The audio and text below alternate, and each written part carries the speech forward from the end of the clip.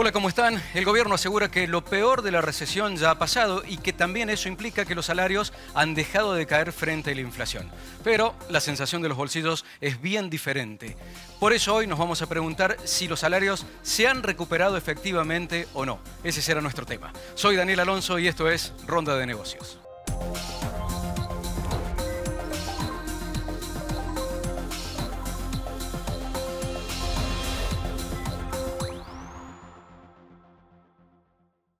Vendé y cobrá todo taca taca y aceptás todas las tarjetas de todos los bancos. Llegó la nueva app de La Voz. Accede directo desde tu móvil a toda la información. Recibí alertas sobre los temas de tu interés y guarda los contenidos que necesites consultar más tarde. Descargala desde App Store y Google Play. Siempre conectados con La Voz. Hola Vanessa, hola Nadine, gracias por acompañarnos. Arranco contigo, Nadine. Vamos al hueso. Por sí o por no, como dijo Massa. ¿Se recuperan los salarios? Mira, dejaron de caer, cayeron mucho con la devaluación de diciembre, cayeron un 13% los salarios privados registrados, cayeron un 21% los públicos y desde enero se han mantenido constante.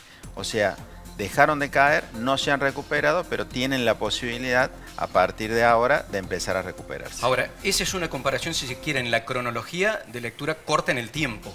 ¿Qué pasa si uno lo lleva mucho más largo? Bueno, si te vas para atrás, el último año de salarios altos fue el 17. Entonces, un trabajador privado registrado en noviembre del 23, antes de la devaluación, estaba un 15% abajo del 17. Con el impacto de la devaluación que dije antes, hoy está un 25% abajo. Ese sería el acumulado, ¿no? O sea, hoy puede comprar el 25% menos que en el 17. Correcto.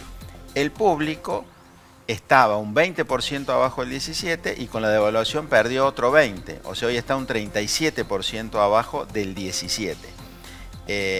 O sea, grandes pérdidas de poder adquisitivo.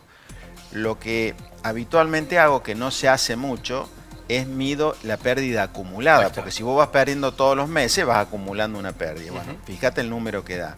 Un trabajador privado registrado en Argentina ha perdido 11 sueldos. O sea, cobró 75 sueldos, pero perdió 11 del poder adquisitivo del 17. Vamos de nuevo. Desde 2017 a hoy, un trabajador privado registrado perdió el equivalente a casi un año de trabajo. Exactamente. Sueldos. Y un trabajador público perdió el equivalente a 14 sueldos. O sea, más que el privado, como te mencionaba recién, es mayor la pérdida en el público. Esa es la realidad del salario hoy en Argentina. Ya vamos con otros datos, pero quiero ir con vos, Vanessa, para complementar, ¿sí?, entre el poder adquisitivo y qué pasa con el consumo. ¿Qué pasa, por ejemplo, en los almacenes, que suelen ser un termómetro muy sensible al consumo? ¿Qué está pasando hoy con las ventas? Bueno, obviamente estamos con ventas por el suelo. Ya veníamos con números complejos, pero en estos 3 últimos meses prácticamente se roza el 30% de caída de ventas. Esto es un dato muy preocupante. Acá se refleja perfectamente bien lo que dice Nadine, ¿no? Esta pérdida del poder adquisitivo de las familias se traduce en alimentos básicos, ¿no? Acá no estamos hablando de ni siquiera otros productos o de ocio, estamos hablando meramente de canasta básica alimentaria. Estos 3 meses, ahora para lo que fue la última medición de mayo, un 29,4, 30 el mes anterior, 30,2, o sea, sinceramente. Esas caídas son en la comparación interanual, ¿cierto? En la comparación interanual comparado con el mismo periodo del año anterior. Bien. Bueno, realmente. Ahora, Nadine dice, han dejado de caer, han dejado de perder. Están como ahí, línea o palo a palo con la inflación. ¿Algo de eso ustedes lo notan en las ventas? ¿Hay una desaceleración de caída o no? Podríamos pensar, siendo optimistas, que esto podría ser el piso, ¿no? Bueno, obviamente, esperemos que este piso no dure mucho más tiempo. Obviamente esto complejiza mucho, amén de que es complicado para las familias en la situación comercial de las unidades de negocios, ¿no? Tener que enfrentar estas caídas de ventas es un dato preocupante también a futuro de seguirse manteniendo por los cierres comerciales que podemos llegar a tener. Claro. Hablábamos, Nadine, de salarios, pero de salarios registrados. ¿Qué pasa en el otro universo, que es muy grande, que es el de los trabajadores con un empleo informal? Bueno, en ese universo de la informalidad, que como bien decís, es muy significativo, un 40% probablemente de los trabajadores en Argentina están en la informalidad. Al no tener la protección sindical, al no tener la protección para negociar, siempre pierden más, digamos. En Argentina la clave ha sido que la pérdida en los últimos años. Hoy te diría que tomando datos del INDEC, un trabajador informal está con un poder adquisitivo un 60% abajo del año 17. 60%. 60% abajo del año 17. O sea, una pérdida mucho mayor al resto.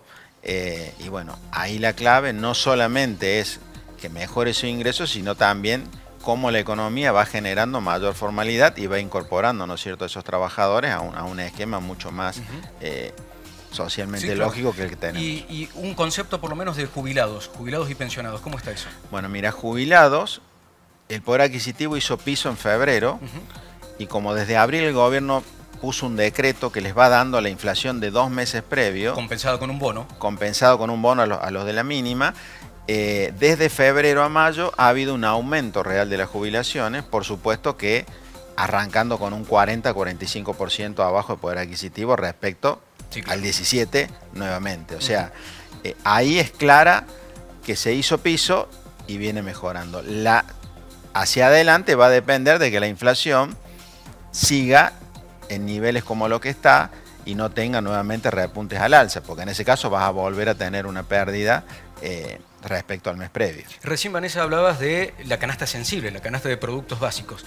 ¿Qué cosas les ha llamado a ustedes la atención de productos o artículos que cada vez se venden menos o se consumen menos justamente por el deterioro de poder adquisitivo? Bueno, tenemos 3 grandes segmentos y justamente coincide con los productos que más incrementaron en estos últimos 3 meses. Por ejemplo, hubo un incremento en todo el segmento de lácteos de los 3 últimos meses del 25% de incremento. Esto coincide con que también cae su consumo. Hoy tomar un vaso de leche para muchas familias se corresponde a un lujo, ¿no? Ni hablemos de un trozo de queso.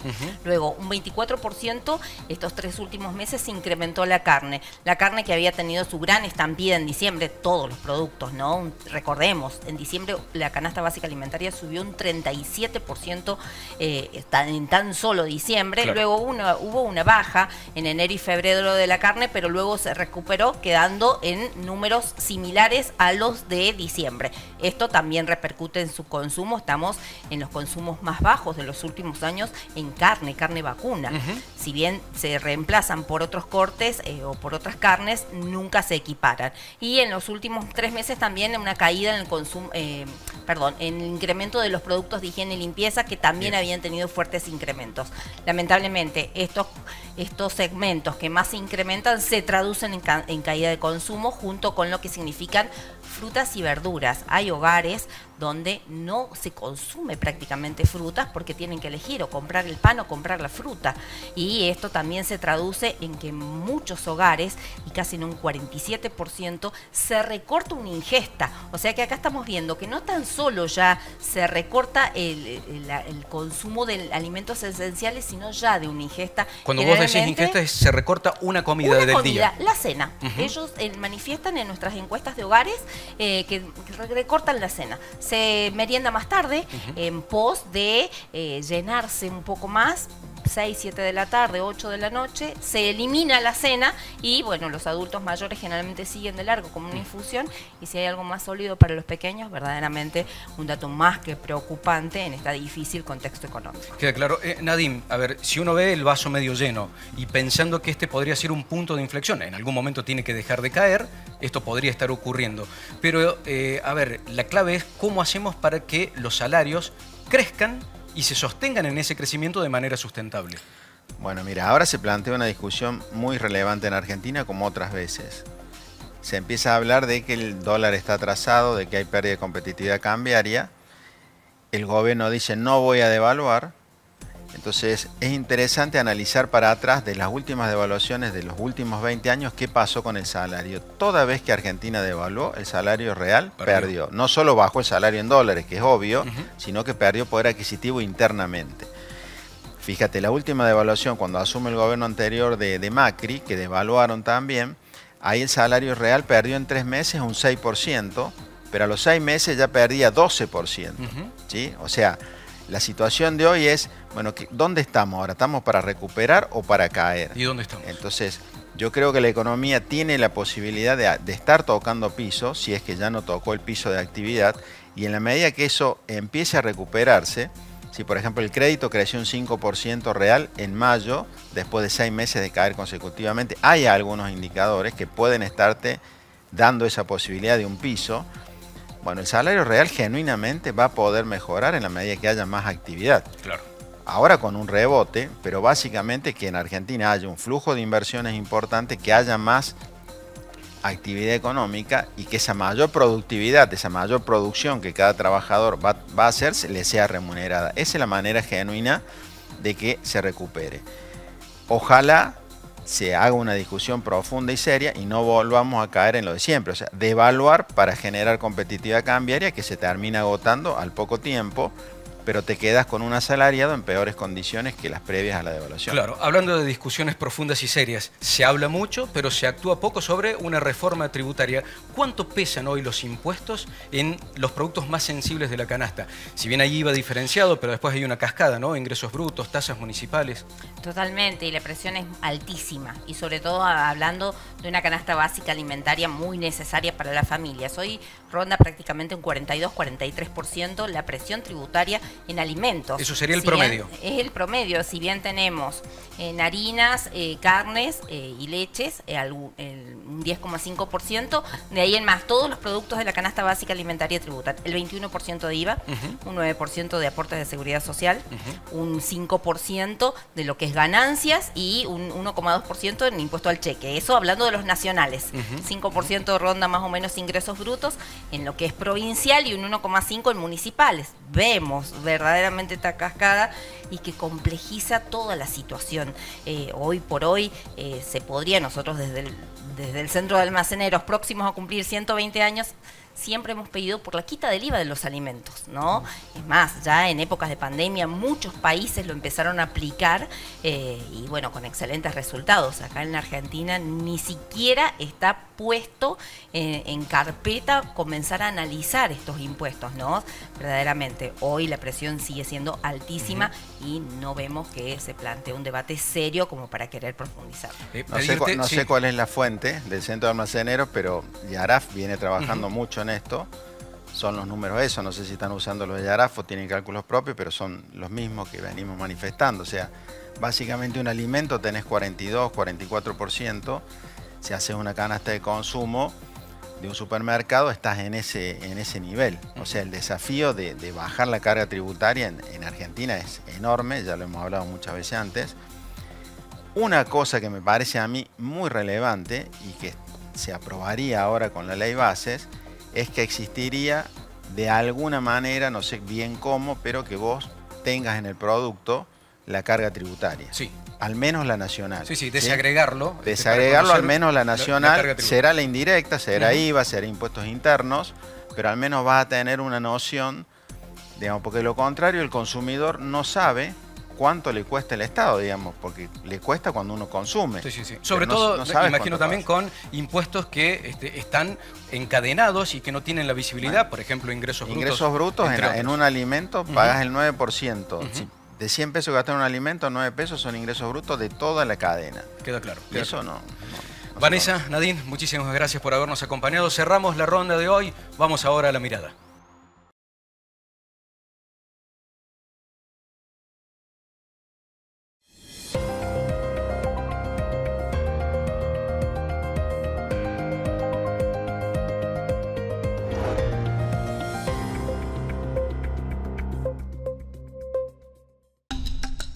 La inteligencia artificial no va a reemplazar puestos de trabajo, yo lo que creo es que se van a convertir. Y los humanos lo que vamos a tener que hacer es gobernar. Hola, soy Luz Mianovich, directora ejecutiva de Accenture Argentina, sponsor de nuestras oficinas en Accenture Córdoba y liderando actualmente un programa de transformación de nuestros servicios con IA generativa.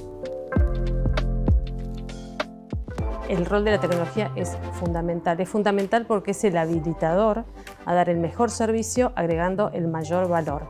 Y además la tecnología es una realidad, la tecnología va más allá de los servicios, es parte de nuestra vida. Nosotros hablamos mucho de que hoy vivimos una etapa donde decimos que es el hombre y la tecnología y cómo integramos esa relación para que lo humano siempre siga siendo lo primordial y lo más importante, y la tecnología permita escalar nuestras capacidades humanas. Y eso lo vamos a ver mucho ahora con todo el desarrollo y la explosión que ha habido en lo que es la inteligencia artificial, donde es importante que no perdamos lo que nos hace distintivos a los humanos y sí aprovechemos todas las ventajas y las potencias que nos da la inteligencia artificial para que esas capacidades nuestras, como la creatividad, el ingenio humano, lo podamos explotar al máximo y generar cosas nuevas y más impacto. Hay como una ansiedad generalizada de se viene el metaverso, nos subimos al metaverso, se viene la inteligencia artificial, nos subimos a la inteligencia artificial y parece hasta que son olas. La verdad es que la tecnología evoluciona tan rápido y sí genera ansiedad, genera miedos. Este año mucha gente a mí me ha preguntado, ¿nos vamos a quedar sin trabajo? ¿La inteligencia artificial va a reemplazar a las personas? Bueno, lo que nos está pasando es absolutamente distinto. Lo contrario, cada iniciativa que hacemos nosotros usando inteligencia artificial nos genera más puestos de trabajo. Les voy a dar un ejemplo. Nosotros habitualmente vendíamos células de desarrollo de sistemas, que los roles típicos eran el desarrollador, el product owner, el scrum master, el tester, ¿no? Y ahora estas células estamos incluyendo abogados. ¿Por qué? Porque es importante para lo que es inteligencia artificial que se consideren todos los principios y políticas de una inteligencia artificial responsable, alineado a todo lo que es la ética de esa organización, a todo lo que es el cuidado de la propiedad intelectual, al cuidado de los datos personales, a evitar todo lo que son sesgos. Entonces, estamos incluyendo abogados, más personas para hacer un trabajo. Y el otro tema es que estas tecnologías que avanzan rapidísimo también te generan una escala de impacto mucho más grande. Entonces necesitas a las personas para controlar y para asegurar, hacerse responsable, ¿no? Porque un ejemplo típico es qué pasa si en un programa que desarrolló una de las herramientas de desarrollo de inteligencia artificial genera un problema, genera una pérdida para una empresa, genera una transferencia equivocada de un monto muy importante de un banco y después ¿quién fue responsable? ¿Quién se va a hacer cargo? Lo que es política de diversidad e inclusión y todos los desafíos, ¿no? que hay hoy en todas las empresas para asegurar que haya una equidad de género y que haya igual de oportunidades. Y quiero reforzar esto. Nos sirve la equidad, nos sirve la diversidad para ser mejores, para crear soluciones más innovadoras. Si somos todos iguales, pensamos todo lo mismo, va a salir lo mismo. Entonces, sí, para nosotros es muy importante la equidad de género, la igualdad de oportunidades, independientemente de la persona, digamos, de sus distintas carreras que hayan hecho, lugares del país donde vivan. Hablamos de equidad a nivel general. Es muy importante para lograrlo que haya un sponsorship fuerte del alto liderazgo de cada compañía, en mi visión. Yo en particular estuve 3 años haciendo mentoreo para un programa global que tiene Accenture, que es el coaching de las mujeres que están por promocionar a directoras ejecutivas. O sea, ese último escalón que es realmente el más difícil, porque lo que estamos viendo es que venimos bárbaro con la equidad, pero cuando se llega al último nivel, a los niveles más directivos, y ahí nos cuesta más. Para tener valor en el mercado de trabajo, en esta coexistencia que va a haber entre las personas y la inteligencia artificial, lo que yo creo, primero quiero contarles que yo hace más de 26 años que trabajo en tecnología y sigo estudiando. Y hoy estoy estudiando. O sea, hay que tener esa actitud de permanente aprendizaje. Esto es fundamental ahora con las herramientas de inteligencia artificial. Esa persona, mi mensaje sería, no tengas miedo, pero ponete a estudiar ya, ponete a entender ya. Porque como yo vuelvo a decir, vamos a necesitar otras habilidades. Y creo que considerando lo que las nuevas generaciones y el impacto de la tecnología que tiene hoy en las nuevas generaciones, porque nuestros hijos usan más mensaje de texto que hablar con una persona, porque estamos hablando de los trabajos remotos y que no estamos tanto presencial. Entonces, primero, habilidades de relacionamiento y de interacción social, fundamental. Después, aprender y animarse a aprender las nuevas tecnologías, ¿qué es la inteligencia artificial? Nosotros hay un montón de plataformas hoy muy accesibles donde uno puede aprender. Y segundo es ver con las cosas que ya sé hacer, que me gustan hacer, bueno, ¿en qué espacio quiero jugar? Porque hay espacio para todos.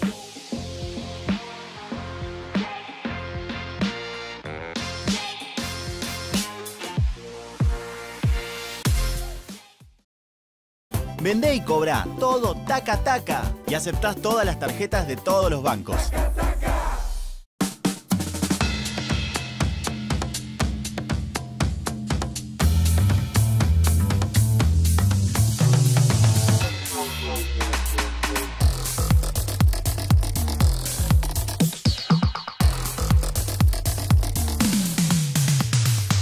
La Voz, 120 años. Se viene la primera cuota del aguinaldo y para quienes lo cobran, que no son todos, van aquí algunas alternativas para hacer rendir esa plata. La primera en rigor no es una inversión, sino un consejo de salud financiera, porque si tenés una deuda y esa deuda te está complicando todos los meses, sería bueno aprovechar esta plata extra para poder saldar ese pasivo o por lo menos achicarlo.